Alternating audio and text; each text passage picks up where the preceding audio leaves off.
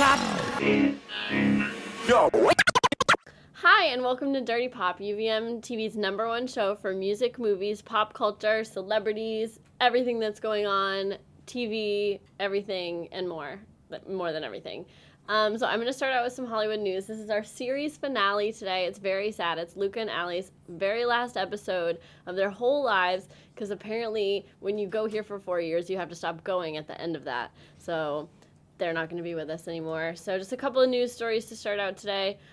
George Clooney is finally engaged. He's 52, and he's engaged to a 36-year-old British attorney named Amal Alamuddin. She is super beautiful. They've been dating for about 8 months, and there's a lot of rumors, but it seems to be pretty confirmed that they're finally actually engaged. And he's been married once before, but said a million times that he would never get married again because he wasn't good at marriage, but that's never stopped anyone from getting married before, so that's kind of weird. So he finally put a ring on it. Pretty exciting. And we at Dirty Pop wish them the best of luck in their endeavors. Other news stories, Justin Bieber was detained at LAX after a flight from Asia for about 4 hours. People were hoping... Also, hi. that lawyer, Oh. her name's Alamuddin. Okay. Thank you, Mr. Bieber. Okay. Yeah. I guess he got back into the country after being questioned for many hours about his DUI, his assault, other legal troubles that he's had in recent months. So thank God he got back in the country, and he unfortunately will not be deported. The White House refuses to comment on the petition to get him deported, which is very upsetting because they were supposed to. Last news story today, James Franco painted some really weird and inappropriate pictures of Seth Rogen that are being put up in an art show. He posted the pictures to his Instagram recently.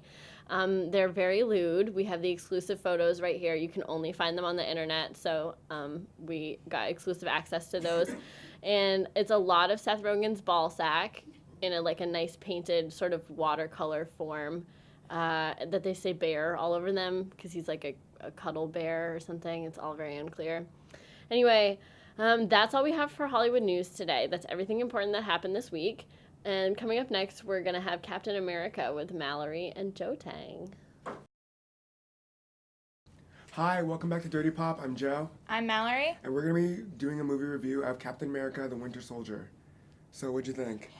I really liked it. I'm a huge fan of the Marvel Universe, and I just thought that, they've always done a good job, and this one just kind of blew my expectations out of the water, because I didn't love the first Captain America, but after that, after the Avengers came out, I was like, well, I guess I need to watch it again, and I was like, yeah, it's okay, and then the second one was just really good. The movie, I think it stepped it up, and I think it's really paid off in the box office as well.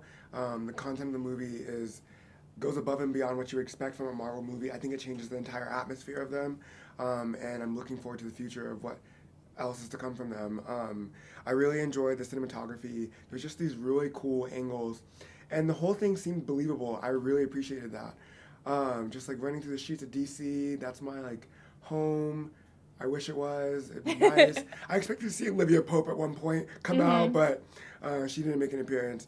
But just seeing Captain America and the Black Widow really interact with the Falcon, and seeing the way that they shot, I guess they took the essence of DC and then put it into a movie was really, really cool. And I think it played a big part in it. So it was nice. Yeah, definitely. I think the cinematography was really good, but when you have Marvel doing it, they're gonna do their best. The one aspect of the acting that I didn't like was that there were so many opportunities for romantic tension, and it never happened. Yeah.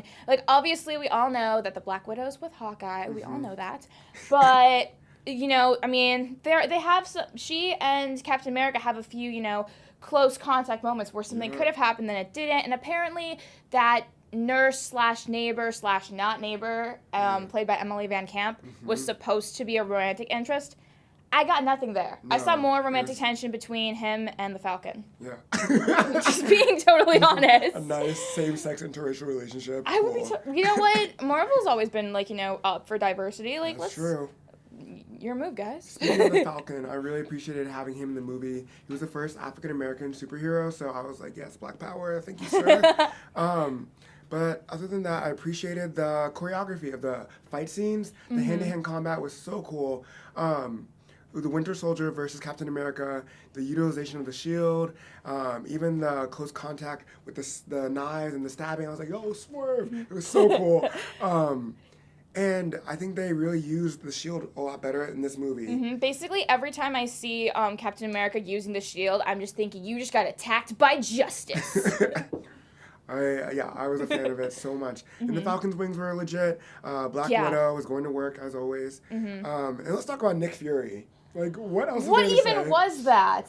Such a badass. He is such a badass. But I mean, like, they go back and forth with what they're doing with him so many times. I was like, is he there? Is he not there? Did they just completely ruin it for me? I don't know. And then the end, it was it okay?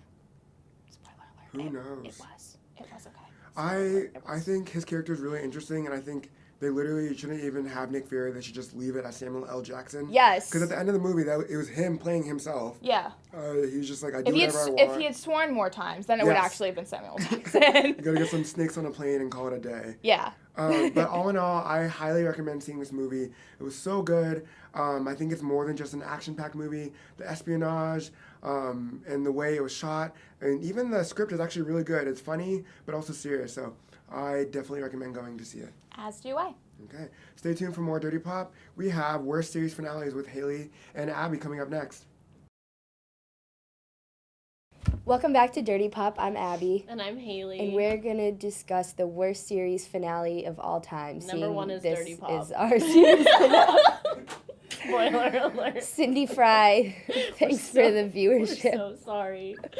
Oh, man. Okay, some series finales that have sucked. Sex in the City was Sex a and the show City. all about, like, not needing men and just having friends. And then, Guess like, who all ends up with men? Anne Carey was a girl that just, like, had to be rescued in the end. And From it Paris. No one needs to be rescued from Just, Paris. from the Russian.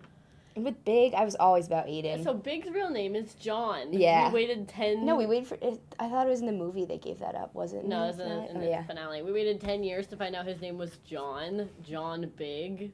No, it was like John. And Charlotte, movie- Charlotte has a baby, whatever. Samantha has a boyfriend. Yeah, but it's Please. Smith. They're so great together. Yeah, but please. Okay. Miranda still sucks. Yeah, so all they did was need men. We waited all that time, listened to all those stupid brunch conversations about how they didn't need men, and then All in the the end they just puns. end up with men.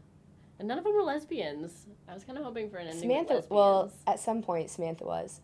Well, yeah, for like 4 episodes. Yeah. With that crazy artist. lady. Yeah. What else? Seinfeld. Yeah.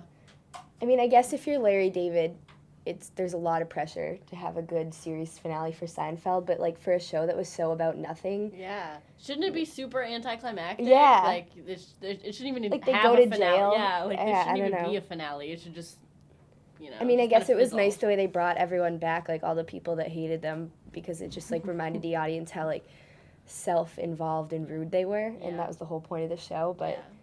Series finales are hard, you know. We're Yeah. feeling a lot of pressure right now from all of our viewers to really make something that encapsulates Hi, everything Mom. that we've done this semester. So we understand the Yeah. struggle. Yeah. How I Met Your Mother, super annoying. We talked Yeah. about that last week a little. Why did the mom die and then end up with Robin? I thought the whole point of the show was trying to like the whole point, reconcile. well, the whole point of the pilot was that you're like, oh, this show's gonna be different because you thought he was gonna be with Robin since the first episode, and then at the Yeah. end of the first episode, he says, and that's how I met your Aunt Robin. Yeah. So then, Yeah, it was really bad. Stupid. It also weirds me out that story was like 1,000,000 hours long and the kids are still wearing the same clothes by the end of it. I think that's the whole point, to like make fun of that whole how long the story lasts. That's silly. Okay. I don't like it. The Hills. Did you see the Hills series finale? Yeah. Super, when you were like 14. And I then don't know. it actually reinforced how scripted it was, especially. Well, yeah. So they break the fourth wall. Mhm. Like the set comes down and Brody Jenner's there and Kristen's just sitting in the car and like. But the whole show, you could sort of pretend that it wasn't scripted because it was supposed to be. It was like one of the Right. first reality shows. You were like, oh, this is like definitely really real. Like this is what life is like, not in South Portland, Maine, is what I felt like. Mhm. And then it was totally fake. And then you're like, maybe South Portland, Maine could be like Yeah. this. You never know. Yeah, it just really set me up for failure in high school and post high school. I'm going to throw it back to the early 90s with Roseanne, or maybe it was late 90s. And Roseanne was really important because it represented like a lower middle class family like taking social issues head on, and then it just turned out that the whole thing was her writing a book Yeah. and that her husband had died. And she was like schizophrenic. Yeah, I don't think that. Yeah, and last but not least, Dirty Pop was pretty Yeah. shitty season finale from what I saw. Pretty didn't even, anticlimactic. They didn't even like put on nice clothes. I know. Melissa has her hair pulled back. That's different. Yeah. Can we get a shot? Yeah. Melissa, come on. Come on, Melissa. Okay. Yeah, I pulled her on the Newsday finale. True. All right, coming up, we're going to have an exclusive report on Coachella with Luca by himself. Because he was there, right? He was there. Right. Stay tuned. Welcome back to Dirty Pop. I'm Luca, and I'm bringing you my exclusive first-hand Coachella report, both weekends. I apologize for my appearance. I just returned from the gym, but I needed to rid my body of all of those foreign toxins somehow. So it begins now. I'm eating exclusively kale and meditating 4 hours a day, just to, counteract what happened to me. So, while at Coachella, I got the inside track on everything that happened, all the crazy things celebrities were wearing. First, I want to talk about my good friends Vanessa Hudgens and Austin Butler. Vanessa Hudgens, as we know, is the reigning queen of weird Hollywood, weird Coachella fashion. Some like borderline inappropriate appropriation of other cultures, feathered hairbands and bindies for no religious reason whatsoever. But, we let it slide because she was in High School Musical. So she was there in fine form as always. Also, my good pals Kendall and Kylie Jenner were there, and let me tell you, they really killed it just in every way. We had a great time. But that's about all I can say on TV. Also, made some new friends this year. Moises Arias, you may know him as Rico on Hannah Montana, but he's a character, so definitely someone to pay attention to in the future. He was also very funny in The Kings of Summer, a must-see comedy. So he had a lot of fun. If you look online, there are pictures of him breaking it down with Kendall Jenner, which is hilarious because he's really short and she's a tall drink of water. The drama, though, weekend 2, let me tell you, turned pretty sour. Selena Gomez has unfollowed Kendall and Kylie on Instagram and tweeted that she doesn't need any more toxic people in her life and deleted all the pictures she had with them. I was blacked out for that part of the weekend, so I don't really know what went down. It may be my fault, but I'll have to call Selena and see what happened. So that's about it. That was my weekend at Coachella. So, yes, and next up we have Seth Rogen Appreciation. Welcome back to Dirty Pop. I'm Luca. And I'm Allie. And we are bringing you a Seth Rogen Appreciation segment, not only just because he's awesome, but also on May 1st, he will be in Burlington to give the Pi Kappa Alpha fraternity an exclusive screening of his new comedy, Neighbors. He's a major advocate for Alzheimer's research, and there's a national competition amongst fraternities to see who could raise the most money for Alzheimer's research. And our very own Pike, as they're known, raised $27,000. So they get to chill with Seth Rogen and see Neighbors, which I'm very jealous of. But let's take a look back at Seth Rogen's work to date. Allie? I think that the first thing I'd love to mention was his appearance as an actor on Freaks and Geeks, which is an amazing show. I don't know if you ever caught it. I used to watch all the episodes on Netflix, as well as Undeclared. And these are some old classics that got canceled prematurely, but pretty much brought Seth Rogen onto the screen and made him part of Hollywood, and I'm really appreciative of that. Right, and well, not on the screen, but Judd Apatow, right? He's produced, that's the first shows he produced. All together. That whole group became around that time, I think. Thanks to Freaks and Geeks. It's a good show. Well, I know for me, I think Seth Rogen really can do no wrong. I think he's hilarious. So rather than trying to list all the many things he's done right, we were trying to think earlier if there's ever been a misstep. And the only thing we really came up with is Green Lantern. Yeah. Quite the ridiculous movie. Yeah. A little step away from his normal cool guy character. Right. But, if you've seen This Is the End, have you seen This Is the End? Oh, yes. Great movie. That's no secret because Seth Rogen even makes fun of himself. as the Green Lantern in that movie. He's definitely a good sport. Yeah, he's definitely the champion of self-deprecating humor, and we love him for that. I think the first maybe 20 minutes of that movie before things really get crazy, but just James Franco's party, Lord. you know, when Michael Cera does cocaine and slaps Rihanna's ass, that was one of the funniest things to me, He because stole the show. he really did. Scene. He's just this, like, you just imagine him as being this, like, tame, like, quivering little, awkward, like, husk of a man, and then to see him just, like, force-feeding people cocaine and sexually assaulting Rihanna in some form or another was... Getting blowjob in the bathroom. Yes, that was hilarious. really They just hard to make watch. eye contact. Who walks in on him again? I don't remember. I think the J. Yeah, Jay walks in on him, and he just stares into Jay's eyes, and he just... I mean, I'll never see Juno the same way again. That just totally skews... I would say that Juno, in, like, the alternate reality of Michael Cera, I think Juno was really... He was, like, super bad happened. He was just, like, a young kid experimenting, and then, like, fatherhood just, like, really messed him up, and... Yeah. Oh yeah. I was That's- like, what? Oh That's yeah, my Juno. fan theory. Yeah. But back to Seth Rogen. I just realized how much that his bond with James Franco was in that movie. He has paintings of Seth Rogen in his house. They're just totally in love. They But really are. they play a good duo in Pineapple Express, of course, Yeah. as well. That's a bromance for the ages. Oh, totally. That could be a segment for next year's premiere. I won't be there, but Hollywood bromances, keep that in mind. Yeah. And So, yeah, and there's like, just been a countless amount of movies that he's awesome in. I just want to throw that out emphasize that. And his laugh never gets old. I can't do it, I don't think. That's not really it either. Close. But anyway, thanks for letting us try. Yeah, and this was our And- last segment. Oh, the last segment ever. Seniors. Wow, I think Yeah. we're out of time for this segment, but fuck it. Last time, maybe the last time in my life I get to swear on TV. So, UVM, it's been a wild ride, let me tell you.